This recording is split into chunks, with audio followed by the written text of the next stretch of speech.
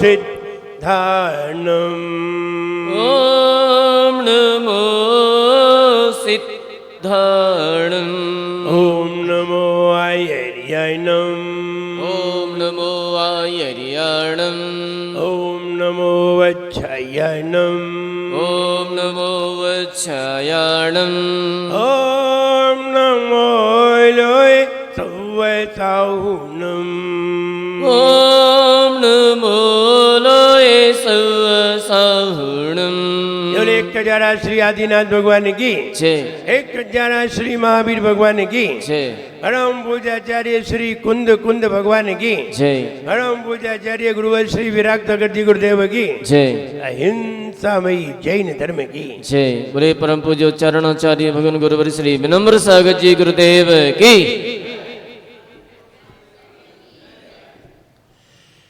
ज्ञान कमाल दिखाता है, ज्ञान कमाल दिखाता है, दिल में लाल दिखाता है। ज्ञान कमाल दिखाता है, दिल में लाल दिखाता है। हमें विशाल बनाता है, हमें विशाल बनाता है। हमें विशाल बनाता है, हमें विशाल बनाता है। ज्ञान बिना घर में अंधे, ज्ञान बिना घर में अंधे करते हैं गोरख धंधे। ज्ञान बिना घर में अंधे करते हैं गोरख धंधे। ज्ञानी खुद भव में हो ज्ञानी खुद भव में अचरज बन जाए रे। जीवन है पानी की बूंद कब मिट जाए रे। हो जीवन है पानी की बूंद कब मिट जाए रे।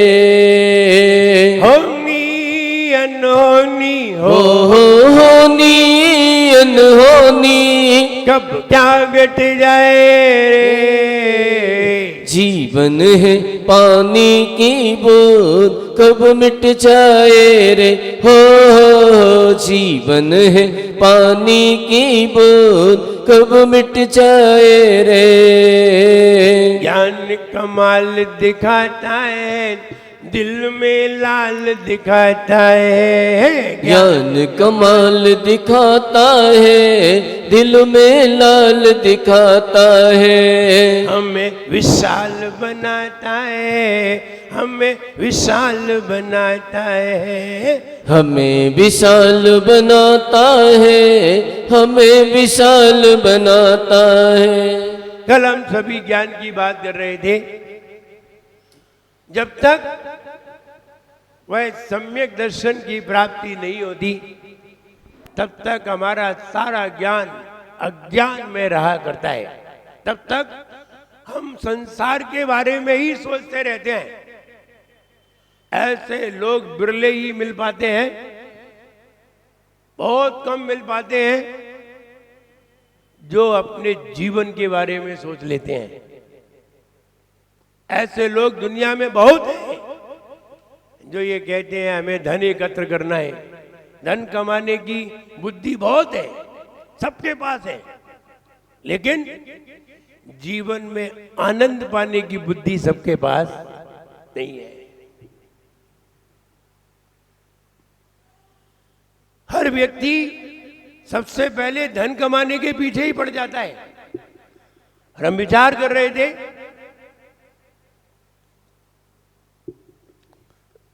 धन कमाना सबसे नीचा कार्य है, सबसे घटिया कार्य है धन कमाना। अगर एक तरफ इज्जत रखी जाए, एक तरफ धन रखा जाए, एक तरफ जीवन का आनंद रखा जाए, तीनों चीजें रखी जाए और कहा जाए बताइए इन तीनों चीजों में सबसे उत्कृष्ट चीज क्या है? नंबर 1 धन, नंबर 2 इज्जत, नंबर 3 आत्म आनंद। तीनों में से क्या चीज कमाना चाहेंगे?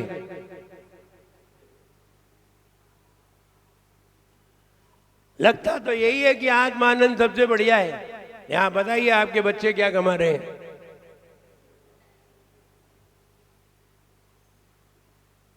वे बाहर भी जा रहे हैं तो भी धन कमाने जा रहे हैं। इज्जत तो उन्हें मालूम ही नहीं है। इज्जत मिले या ना मिले, धन मिलना चाहिए। वो समझ रहे हैं कि धन में इज्जत है। नहीं नहीं, धन की इज्जत मतलब की है, लेकिन इज्जत अलग चीज है। व्यक्ति इज्जत के लिए पूरा धन लगा देता है, मात्र इज्जत के लिए। जब कोई चुनाव में खड़ा हो जाए तो फिर देख लिए कितना धन बर्बाद करता है। किसके लिए? उससे पूछो किसके लिए? बोले इज्जत के लिए। इज्जत ऊंची चीज है, धन ऊंची चीज नहीं है, लेकिन हम धन कमाने में लग जाते हैं और शुरू से लेके अंत तक इसी में लगे रहते हैं। विचार करिए, राजा लोग होते हैं, महाराजा लोग होते हैं, ये धन कमाते हैं?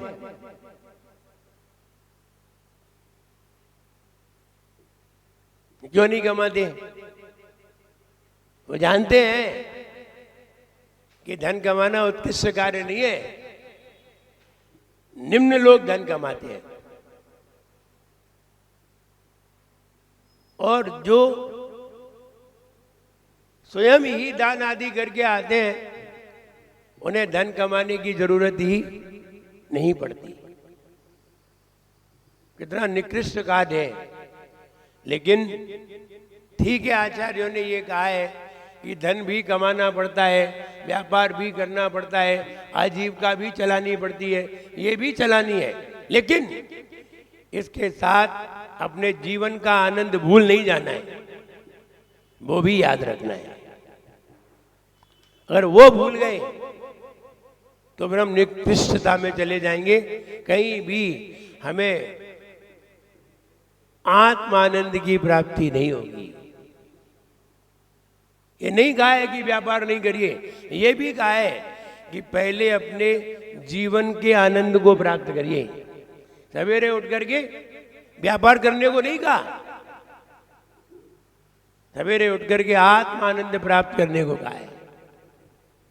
4 बजे उठिए, 4:30 बजे उठिए, आत्मानंद को प्राप्त करिए। और यहाँ सम्यक दर्शन की बात चल रही थी। रयणसार में चौथी गाथा में यही बता रहे थे कि वह सम्यक दर्शन प्राप्त करो। जीवन में अगर कोई चीज सबसे महत्वशाली है तो वह सम्यक दर्शन है। और ऐसी कोई चीज है नहीं है कि आपको उठा के दे दी जाए ये सम्यक दर्शन है, ये भी नहीं है। अब सम्यक दर्शन क्या है? सम्यक दर्शन है हमारी स्वयं की मान्यता है। हम स्वयं क्या मानते हैं? हम जिसे मानते हैं वो अपना ही जानते हैं, और अपना जानते हैं उसे अपना मानते हैं। और आप अपना जानते हैं या नहीं जानते, अगर आप अपना जानते नहीं हैं और पराया जानते हैं तो पराये को ही अपना मानते हैं। और अपना तो हम जानते ही नहीं है। अपना जानते नहीं है तो अपना मानते भी नहीं है, और मानते नहीं है अन्य वस्तुओं के पीछे ही हमारी जिंदगी गुजर जाती है। सवेरे से शाम तक आप विचार करिए, पूरी उम्र गुजर जाती है लोगों की एक मकान बनाने में। एक मकान बनाने में पूरी उम्र गुजर जाती है। जब तक रहने का नंबर आता है तब तक समय समाप्त हो जाता है। पहले तो बनाने में, पहले तो नौकरी की, नौकरी करके एकत्र किया, एकत्र करके एक बना पाया। जब रहने का नंबर आया तब तक चलने का नंबर आ गया। हम कभी कभी विचार करते हैं, व्यक्ति एक जमीन का छोटा सा टुकड़ा ले लेता है, कहीं मिल जाता है, उस टुकड़े के पीछे ही पड़ जाता है, उस टुकड़े में ही कुछ बनाने का सोचने लगता है और इसी में अपनी पूरी जिंदगी गुजार देता है। मेरे पास बहुत सारे श्रावक लोग आए हैं, सब जगह के मिलते हैं, महाराज आप भी कोई ऐसे अच्छा स्थान बनाइए। नहीं, मेरा यही काम है, मेरा स्थान बनाने का काम है, मेरा काम ज्ञान देने का है, मेरा काम तत्व चर्चा का है, मेरा काम कोई स्थान बनाने का नहीं है। फिर हमने बड़ा अच्छा उत्तर दिया। हमने कहा ये तो बताओ, ये जितने लोग स्थान बना रहे हैं उसमें रहेगा कौन? उसमें हम ही जाके रहेंगे, इन लोगों को बनाने दो, जिनको बनाने की धुन चढ़ी है उन्हें बनाने दो, और रहेगा कौन? हम ही तो रहेंगे। और ये बताइए रहने की कमी कहाँ है जो हम बनाए? कौन आपको मना करता है कहीं जाने से? कौन आपको मना करता है कहीं मंदिर में रहने से? कौन आपको मना करता है धर्मशाला में रहने से? कोई मना नहीं करता, फिर क्या जरूरत है बनाने की? हमने समझाया साधुओं का ये काम नहीं है, हमें क्या करना है बनाने से? जब हमें बना बनाया मिल रहा है, वो कहते हैं ना बनी बनाई पाए, बनी बनाई पाए तो क्यों बना के खाएं? अगर आपको बनी बनाई मिल जाए घर पे तो आप रोटी बनाए?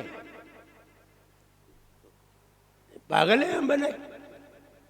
जब बनी बनाई पाए तो क्यों बना के खाएं? जब बनी बनाई ही मिल रही है, टिफिन ही घर पे आ रहा है और बनी बनाई आ रही है, तो कौन चाहेगा कि हम बनाएं? और आप कभी अपने घर पे महिलाओं से पूछिए, एक दिन ये कह दिए आज तो बाहर खाने चलना है, वे फौरन तैयार हो जाए। बोले जब बनी बनाई मिल रही है तो क्यों बनाने की जरूरत है? तो ये कहें ज्ञान की बातें हैं कि कई लोग ऐसे होते हैं, एक जरा सा टुकड़ा ढूंढ लेते हैं, जरा से टुकड़े में ही लगे रहते हैं। विचार करो, उस चक्रवर्ती का विचार करो जिसके पास 6 खंड का आधिपत्य था, सारी जमीन ही उसी की थी। ऐसा उसने क्या किया था जिसके बल पर उसे सारी जमीन 6 खंड की जमीन का अधिपति था? किया क्या था? ये वही व्यक्ति है जिसने जमीन का टुकड़ा खरीद करके जमीन को बनाया नहीं था, जिसने सिर्फ आत्म ध्यान में अपना मन लगाया था, जिसने सब कुछ त्याग करके सिर्फ ज्ञान में अपना उपयोग लगाया था, ध्यान में अपना उपयोग लगाया था। ये वही व्यक्ति है, इसलिए आज ये चक्रवर्ती है। ऐसे ही नहीं बन जाते। तो कहने का मतलब ये तो श्रावकों का काम था। श्रावक है, जो बनाना है बनाए, मंदिर बनाना है मंदिर बनाए, संत भवन बनाना है संत भवन बनाए, लेकिन अपने ज्ञान, साधु अपने ज्ञान में लगे। कहा है ज्ञान कमाल दिखाता है, दिल में लाल दिखाता है, हमें विशाल बनाता है। ज्ञान है, ज्ञान में कहीं भी कोई आश्चर्य नहीं है, और अज्ञानी के लिए जगह जगह आश्चर्य है। अज्ञानी की नजरों में बहुत सारे अतिशय हैं, उसके नजर में जहां जाओ वही अतिशय है। ज्ञानी की नजर में कोई भी अतिशय नहीं है, ज्ञानी खुद ही अतिशय है।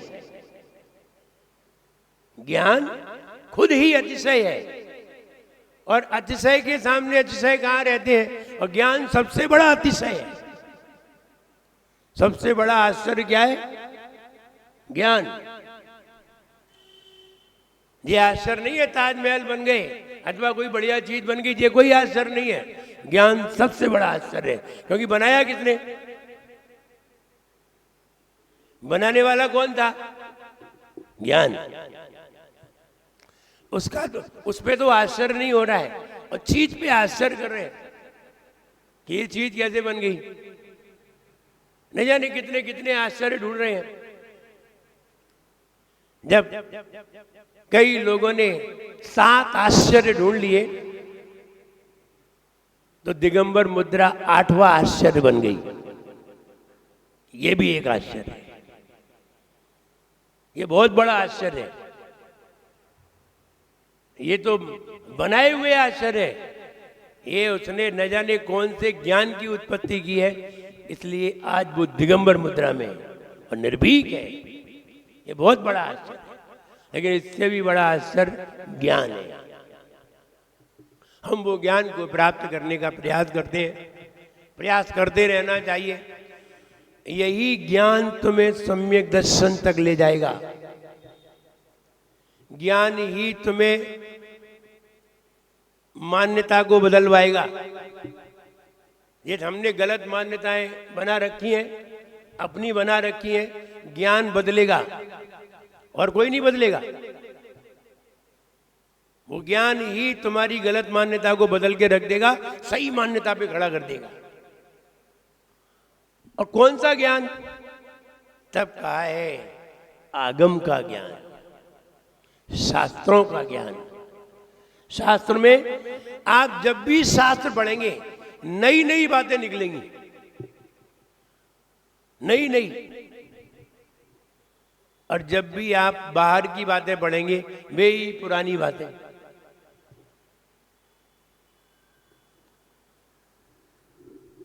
एक बच्चा जब क्लास में पढ़ रहा था तो बच्चे ने अपने टीचर से कहा,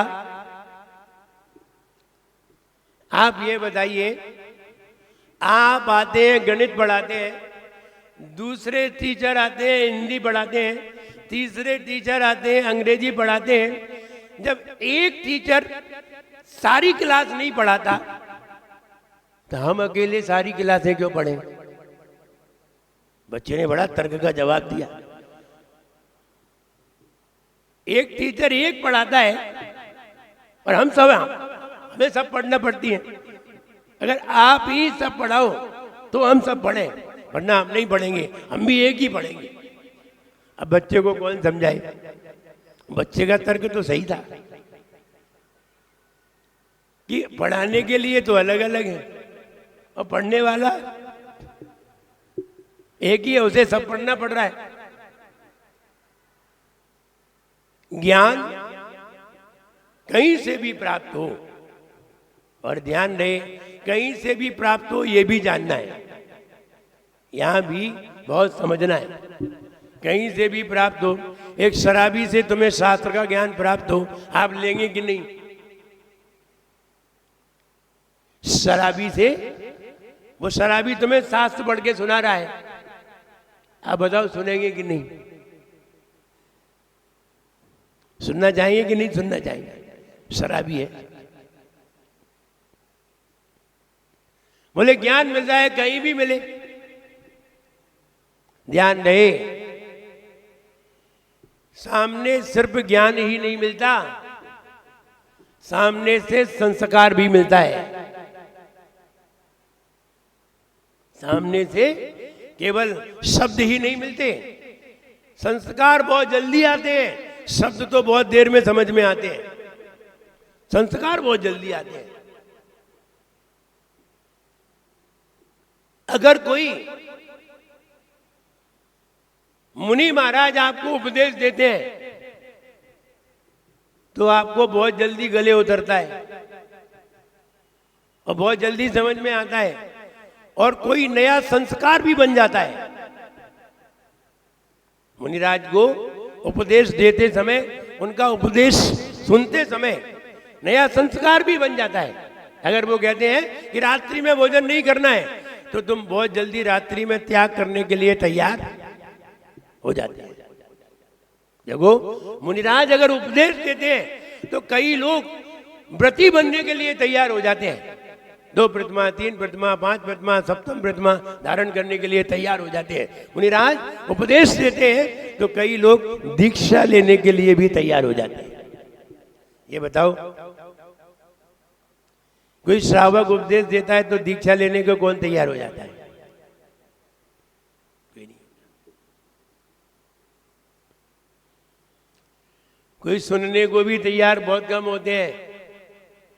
उसका कारण है कि सिर्फ ज्ञान ही नहीं दिया जाता, संस्कार भी दिया जाता है।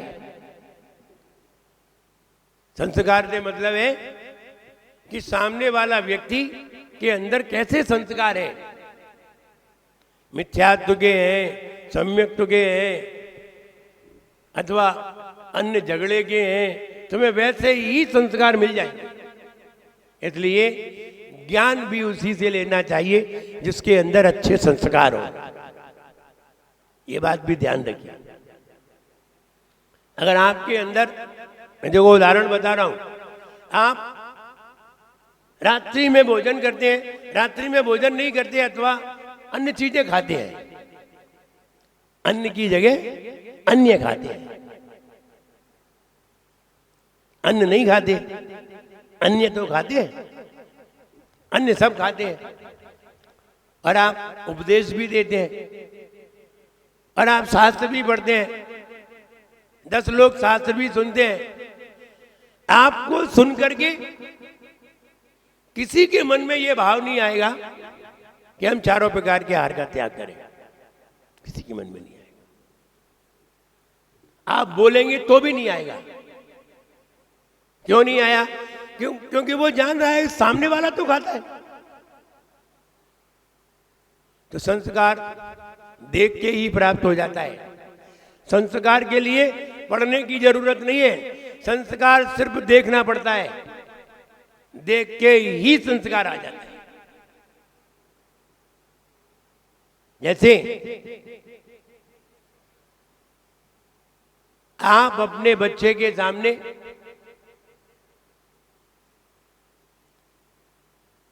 सिगरेट पी रहे हो तो बच्चा तुमसे पूछेगा नहीं कि हमें पीना है कि नहीं। वो तो खुद ही, कहां से संस्कार आया? क्या तुमने उससे कहा था? नहीं, उसने सिर्फ तुम्हें देखा था।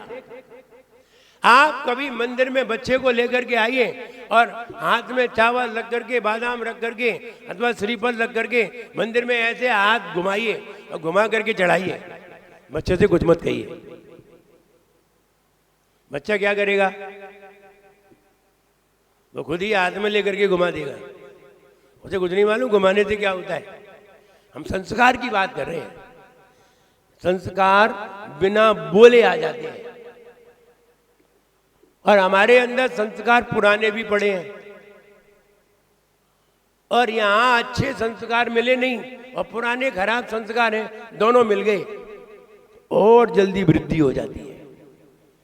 अच्छे संस्कार के लिए मेहनत करना पड़ती है। कल हम परसों सुन रहे थे सम्यक्त्व के बारे में और सम्यक्त्व में बताया जा रहा था कि जीवन का अगर कोई सार है तो सम्यक्त्व है। अब इसे कैसे प्राप्त किया जाए इस पे विचार करो। जिसे आपको प्राप्त करना है आप उसके बारे में कई बार विचार करते हैं, न जाने कितने बार विचार करते हैं। पड़ोसी से पूछते हैं, आजू बाजू में पूछते हैं, लोगों से पूछते हैं, खुद विचार करते हैं हमें ये करना चाहिए या नहीं करना चाहिए। ऐसे ही जब आप सम्यक दर्शन के बारे में विचार करें तो अपने आप ज्ञान के बारे में विचार आने लगे। सम्यक दर्शन 2 प्रकार का होता है, एक अधिगमज और एक निसर्गज। कार्य भी 2 प्रकार का होता है, एक अधिगमज, एक निसर्गज। इसमें बताइए, इन महिलाओं में रोटी बनाना कौन जानता है? जल्दी बोलो। बोले सब जानते हैं। अच्छा, पहली बार जब रोटी बनाई थी तब किसी से सीखी थी कि अपने आप बना ली थी? सीखी थी, वो अधिगमज है। और अब निसर्गज है। पहले जब कोई कार्य सीखते हैं तो दूसरे के आधार से सीखते हैं, ये अधिगमज है। और जब हमें आ जाता है तब हम अपने आप सीख जाते हैं। आपने मोटरसाइकिल चलाना सीखी, आपने साइकिल चलाना सीखी, आपने कोई व्यापार करना सीखा, किसी से पहले किसी को देखा, बैठे, जाना, तब आपने वो किया। तो जब किसी का आधार लिया जाए तो अधिगमन, और जब हम स्वयं करने लगे तो निसर्गज। समझ में आता है? आप पढ़ते हैं, आपके बच्चे पढ़ते हैं, आप भी पढ़े होंगे। आप ट्यूशन लगा के पढ़े कि बिना ट्यूशन के पढ़े? बताइए। आप स्कूल में जाकर के ही पढ़ गए कि ट्यूशन भी लगाई? लगाई थी ट्यूशन। ट्यूशन को अधिगमत कहते हैं, और स्वयं पढ़ ले तो निसर्गज कहते हैं। ट्यूशन, इंट्यूशन, एक अधिगमत, एक निसर्गज। अधिगमत ही बाद में निसर्गज बन जाता है, सहारा ही बाद में हेल्पलेस बन जाता है। पहले तो हेल्प लेना ही पड़ती है, बाद में सहारा खत्म हो जाता है। बच्चा भी जब खड़ा होता है, चलना सीखता है, तो एक गाड़ी ले आते हैं, अब इसमें रख के चलो। और जब वो हेल्पलेस हो जाता है तो गाड़ी छोड़ देता है। अब अधिगमन है, अब निसर्गज है, पहले अधिगमन है। ऐसे ही सम्यक दर्शन, जो व्यवहार सम्यक दर्शन होता है, वो अधिगमज भी होता है और निसर्गज भी होता है। दोनों तरह का सम्यक दर्शन होता है। व्यवहार सम्यक दर्शन भी होता है, निश्चय सम्यक दर्शन भी होता है। निश्चय सम्यक दर्शन उसे कहते हैं जिसमें किसी की हेल्प नहीं लेनी पड़ती, और जहां हेल्प लेनी पड़ती है वो व्यवहार कहलाता है। हेल्प, हेल्पलेस, दोनों तरीके के सम्यक दर्शन है। तो यहां भी दो तरीके के सम्यक दर्शन बताइए, एक व्यवहार और एक निश्चय। आपने मीठा खाया और किसी ने आपसे पूछा मीठा कैसा था, रसगुल्ले कैसे थे, आप क्या कहेंगे? मीठे थे, अच्छे थे। ये व्यवहार है। अच्छा, कुछ मत बोलो और खा लो। अब बताओ कैसा था? बोलना नहीं है। इसी का नाम निश्चय है। जहां बोला ना जाए, स्वयं अनुभवा जाए, उसे निश्चय कहते हैं। और जहां बताया जाए, समझाया जाए, समझा जाए, दूसरे का अवलंबन लिया जाए, व्यवहार। तो देव साध गुरु का जब अवलंबन लेते हैं तो कौन सा सम्यक दर्शन बनता है? व्यवहार। और जब देव साध गुरु का अवलंबन लेकर के आत्म ध्यान में शांति से बैठ जाते हैं तो निश्चय सम्यक दर्शन बन जाता है। निश्चय में किसी से पूछने की जरूरत नहीं है, स्वयं जानते हैं। व्यवहार में किसी से पूछने की, किसी से जानकारी लेने की, देव साध गुरु का अवलंबन लेने की जरूरत है। दोनों तरीके के सम्यक दर्शन है। और कल हम बता रहे थे सेल्स, मनुष्यों की खोपड़ी में कितने सेल्स हैं? 23 अरब याद हो गए। महिलाओं के 19 अरब। ये 4 अरब कम क्यों है? तो खोपड़ी ही खराब है? नहीं, खोपड़ी खराब नहीं है। सभी खोपड़ी में 23 अरब नहीं होते। जानवरों की भी खोपड़ी होती है, अपन से बड़ी है। हाथी का मस्तिष्क अपन से बड़ा है, लेकिन फिर भी 19 अरब भी नहीं है। 19 अरब भी नहीं है। लेकिन सबसे ज्यादा फुल होते हैं तो मनुष्य में होते हैं, देवों में भी नहीं होते, मनुष्य में होते हैं। और मनुष्य में होते हैं और देवों में भी होते होंगे। देवों का मुझे मालूम नहीं है, मनुष्य का मालूम है कि मनुष्य की खोपड़ी में 23 अरब सेल्स होते हैं। सेल्स को चार्ज करने की बात है। चार्ज कैसे करें और डिस्चार्ज कैसे होते हैं ये भी जान लीजिए। इन्हें आपका मोबाइल डिस्चार्ज कैसे होता है? यूज करते तो डिस्चार्ज हो जाता है, और फिर पावर में लगाते हैं तो पावर में लगाएं तो चार्ज हो जाता है, फिर यूज करेंगे तो डिस्चार्ज हो जाएगा। आप भी डिस्चार्ज होते हैं और आप भी चार्ज होते हैं, लेकिन हमें मालूम नहीं है, मालूम होना चाहिए। सवेरे से हम अपनी आंखें खोल लेते हैं और सवेरे से इधर उधर जाते हैं, पूरे दिन भर घूमते हैं, कार्य करते हैं, शाम को थक जाते हैं, डिस्चार्ज हो जाते हैं। हुए डिस्चार्ज कि नहीं हुए? फिर क्या करते हैं? फिर क्या करते हैं? चार्ज कैसे होते हैं? हम स्वयं ही एक ऊर्जा है।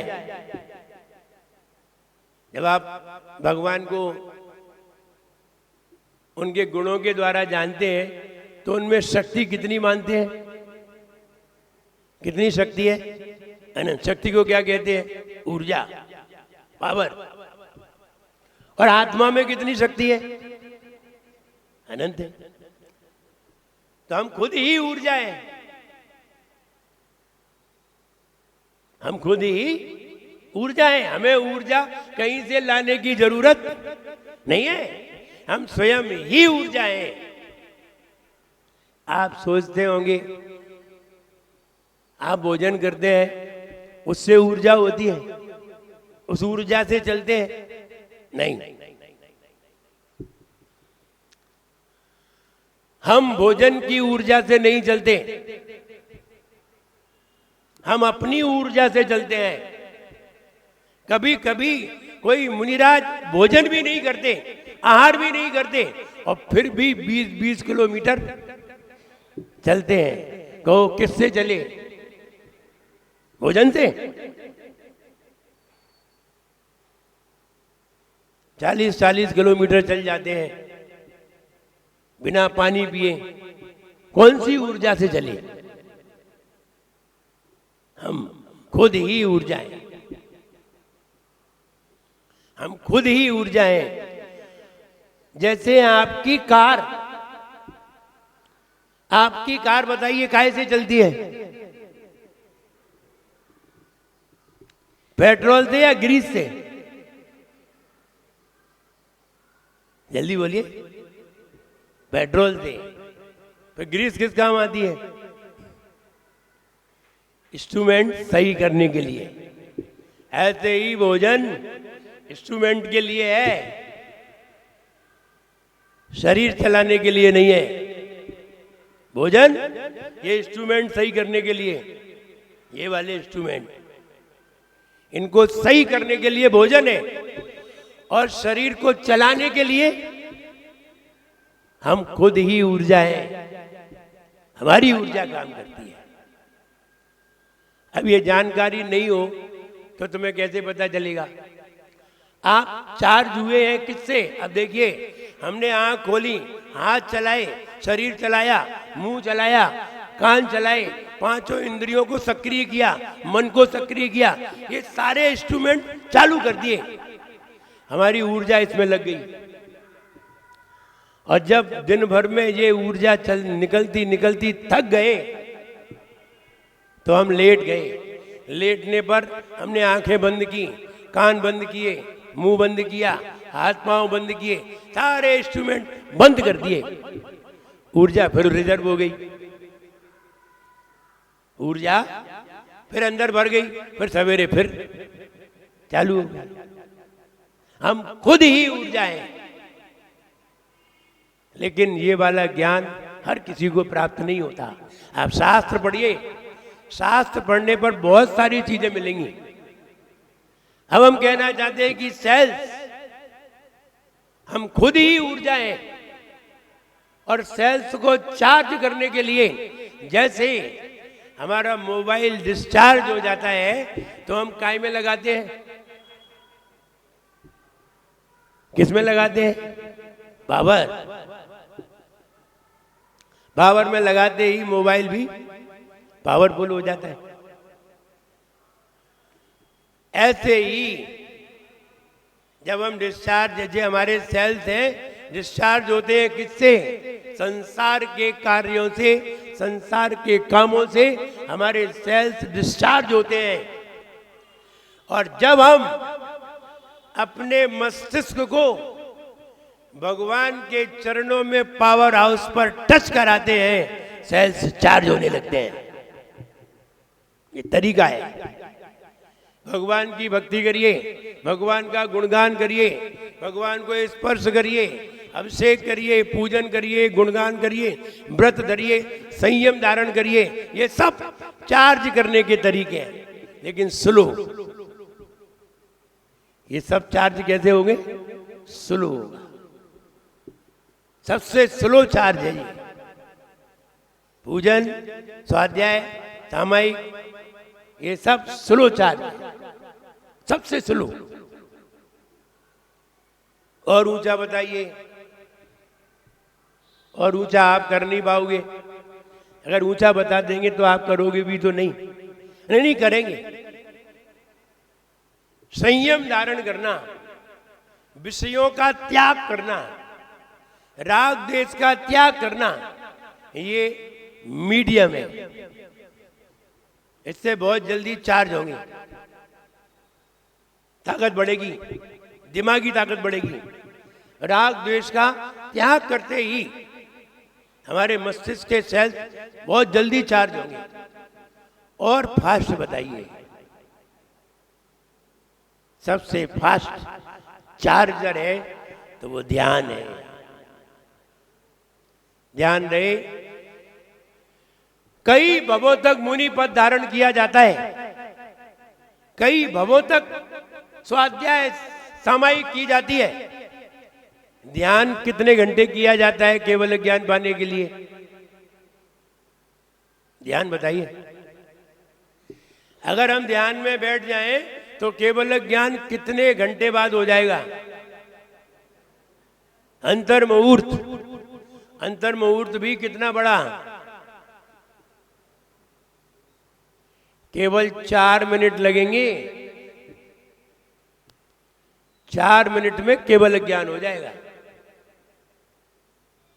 कितने? 4 मिनट। 48 मिनट नहीं लगेंगे, 4 मिनट में केवल ज्ञान हो जाएगा। कहो कितने सारे सेल्स भरे हुए थे। हम मतिक ज्ञानी, शुद्ध ज्ञानी थे, ना हमें अवधिक ज्ञान था, ना हमें मना पर्याय ज्ञान था। और ध्यान में बैठे, शुक्ल ध्यान में बैठे, एक अंतर मुहूर्त में 4 मिनट में सारे सेल्स चार्ज हो गए और केवल ज्ञान हो गया। क्या फास्ट चार्जर है! कितना फास्ट चार्जर है! सबसे ज्यादा चार्ज होते हैं ध्यान करने। अब ध्यान करिए, किसका ध्यान करें?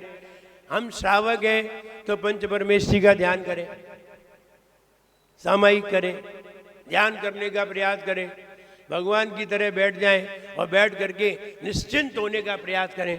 ये ध्यान धीरे धीरे तुम्हारे सेल्स चार्ज कर देगा और तुम्हारा ज्ञान अपने आप ही बढ़ता हुआ होगा। लेकिन हम ये करते ही नहीं है। कहाँ करते हैं? सामायिक करते हैं। क्या सामायिक करते हैं? एक माला ले लेते हैं, इधर से उधर घुमा लेते हैं, सामायिक हो जाती है। ये सामायिक नहीं, ध्यान वाली। मुनिराज लोग ध्यान वाली सामायिक करते हैं, इसलिए उनके सेल्स बहुत जल्दी चार्ज हो जाते हैं। और ध्यान करते करते करते करते एक दिन वे फास्ट चार्जर पर पहुंच जाते हैं और वहीं जाकर के केवल ज्ञान होने में देर नहीं है, वहां तक पहुंचने में बहुत देर है। जैसे कहते हैं ना, भोजन मुंह से नीचे सरकाने में देर नहीं है, बनाने में 4 घंटे लग जाते हैं। सरकाने में देर नहीं लगती, बनाने में मेहनत लगती है। ऐसे ही मकान को बनाने में बहुत मेहनत लगती है, जिंदगी बनाने में बहुत मेहनत लगती है। बिगाड़ने में कितनी देर लगती है? कभी कभी लोग पूछते हैं, वो एक भक्तामर में छंद आता है, तो संस्तवेन भव संतति सन्निबद्धम पापम क्षणात् क्षय मुपैति शरीर वाजाम।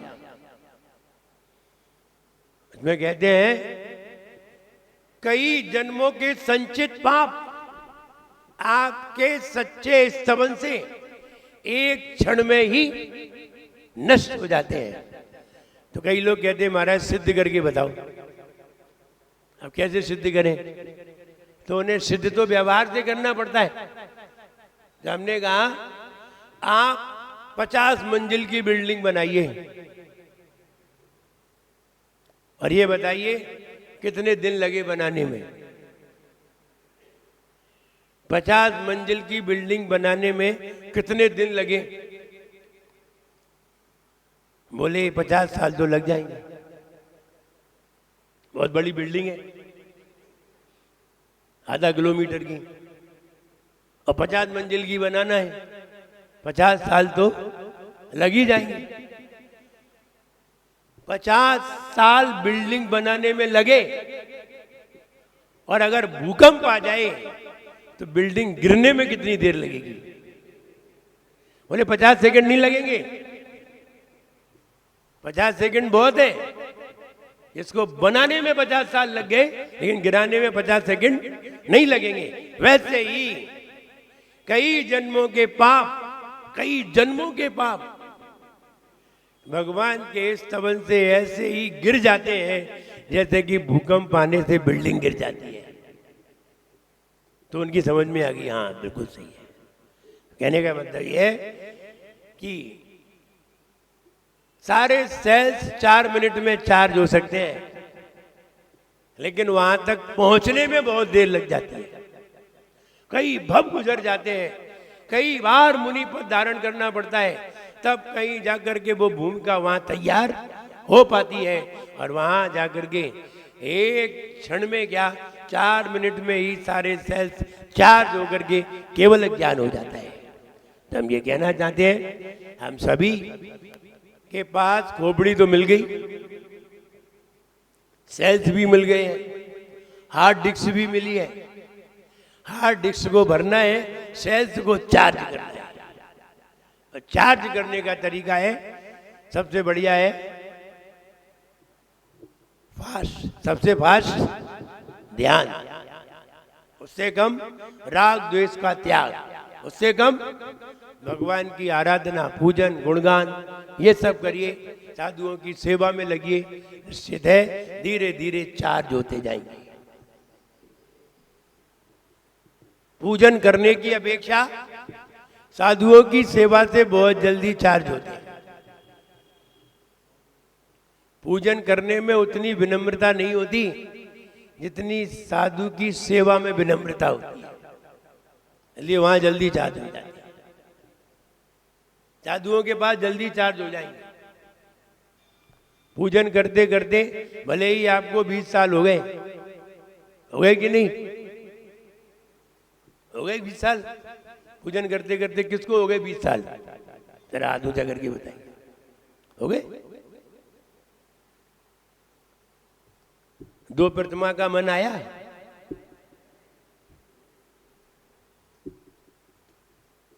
व्रती बनने का मन आया? देखा? 1 साल मेरे साथ रह लो, 1 साल बाद पीछे के मंडल में आ जाओगे। कहो भगवान असरकारी है कि महाराज? भगवान तो सरकारी है,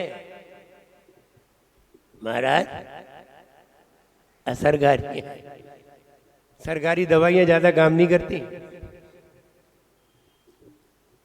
सरकारी डॉक्टर भी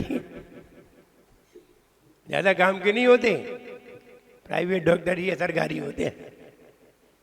तो महाराज है असरकारी और भगवान है सरकारी। भगवान से 20 साल में कोई असर नहीं हुआ है। मैं 1 साल महाराज के पास रह के तो देखूं, 1 साल क्या जा रहा है? 1 साल बाद तुम व्रती बन के ना आ जाओ तो कहना, अगर यहीं लौट के आए तो, और नहीं आए तो गए, तो फिर पीछे कमंडल हाथ में आ जाएगा। इसलिए भगवान की सेवा से, भगवान की पूजन से गुरुओं की सेवा ज्यादा असरकारी है। जब भी गुरुओं का समागम मिले उनकी सेवा में लगिए, बहुत जल्दी ये सेल्स चार्ज होंगे, और चार्ज होकर के आप बहुत जल्दी ज्ञान को प्राप्त होंगे। वरना भगवान की पूजन करते करते तो हमने बहुत सारे लोग देखे हैं, उनका ज्ञान जरा सा भी वृद्धि को प्राप्त नहीं हुआ और मोह बढ़ गया, और ज्यादा मोह बढ़ गया। और महाराज के पास रहेंगे, एक व्यक्ति हमें मिले तिजारा में, बुंदेलखंड के थे, वहाँ पूजन और स्वाध्याय सबको कराते थे। तो उन्होंने हमसे एक बात कही, उन्होंने कहा महाराज हमने कम से कम 35 बार समय सार को पढ़ करके दूसरों को पढ़ा दिया, लेकिन आप ये बताओ समय सार पढ़ के भी हमारे अंदर त्याग का भाव तो नहीं आया और राग का भाव बढ़ गया। तो हमने कहा तुम अकेले पढ़ते रहे, भगवान के पास बैठे रहे, इसलिए तुम्हारे अंदर कोई त्याग का भाव नहीं आया। कोई त्यागी के पास बैठते तो तुम्हारे अंदर त्याग का भाव आ जाता। बोले त्यागी तो भगवान भी है। वो भगवान त्यागी नहीं है, भगवान तो केवल ज्ञानी है, उन्हें त्यागी मत कहिए। ना वे त्याग करते हैं, उन्होंने त्याग तो छोड़ ही दिया है। इसलिए भगवान के सामने त्याग करने के भाव कम होते हैं, और साधुओं के सामने त्याग करने के भाव जल्दी हो जाते हैं। ये त्यागी है, दिखाई दे रहे हैं। भगवान तो ज्ञानी है, त्यागी नहीं है। त्यागी थे, अब ज्ञानी है, त्यागी नहीं है। न भगवान कोई रस का त्याग करते हैं, न उन्हें खाना है पीना है, त्याग किसका करेंगे? इसलिए भगवान ज्ञानी है और महाराज त्यागी है। इसलिए महाराजों की सेवा से, मुनियों की सेवा से, साधुओं की सेवा से हमारे सेल्स बहुत जल्दी चार्ज होते हैं। आप अपने सेल्स को चार्ज करिए। फास्टर लगाना है तो फास्टर लगाइए, मीडियम करना है तो मीडियम, वरना स्लो तो करिए ही। और स्लो भी नहीं किए तो फिर तुम्हारे सेल्स डिस्चार्ज ही पड़े रहेंगे और कभी भी ज्ञान की वृद्धि को प्राप्त नहीं होंगे। इसलिए हम स्वयं ऊर्जा है, हम ऊर्जा को प्राप्त करें। स्वयं ही ऊर्जा है और हमारी ऊर्जा से ही हम चलते हैं। हम भोजन की ऊर्जा से नहीं चलते। भोजन की ऊर्जा से क्या चलता है? शरीर। ग्रीस अलग चीज है, ऑयल अलग चीज है, पेट्रोल अलग चीज है। गाड़ी पेट्रोल से भी चलती है और ऑयल से भी चलती है। पेट्रोल से बंद कर दीजिए तो धक्के से ऑयल से चल जाएगी, धक्का दे करके। और ऑयल बड़ा हो और पेट्रोल भी हो तो गाड़ी बहुत तेज चल जाएगी। इसलिए हम अपनी ऊर्जा से चलते हैं, भोजन की ऊर्जा से नहीं। आप अपने सेल्स को चार्ज करते रहिए, निश्चित आपकी ज्ञान की वृद्धि होगी। जय बोलिए परम पूज्य आचार्य गुरुवर श्री विराग सागर जी गुरुदेव की।